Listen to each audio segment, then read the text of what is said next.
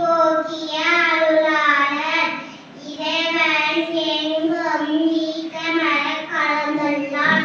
மக்களுக்கு உதவி செய்வதற்காகவும் மக்களை நல்வழிப்படுத்துவதற்காகவும் இறைவனால் அனுப்பப்பட்டவர்கள்தான் மகான்கள். அவ்வகையில் வையகத்தை வாழ்விக்க வந்த வள்ளலார் என அழைக்கப்படும் ராமலிங்க அடிகளார் பற்றி பேச போகிறேன். ராமலிங்க அடிகளார் கடலூர் மாவட்டத்தில் மருதூரில் 1823ஆம் ஆண்டு அக்டோபர் திங்கள் 5ஆம் நாள் பிறந்தார்.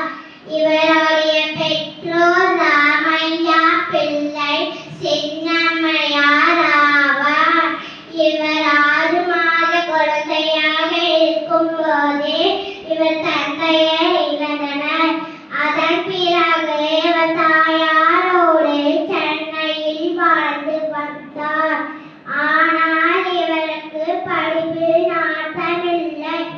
ஆன்மீகத்தில் ஈடுபாடு அதிகமாக இருந்தார். மனித சமுதாயத்தை ஒழுங்குபடுத்தும் மகாராணியாக திகழ்ந்தார். உயிர்களை கொல்லும் உரிமை உலகில் எவருக்கும் இல்லை.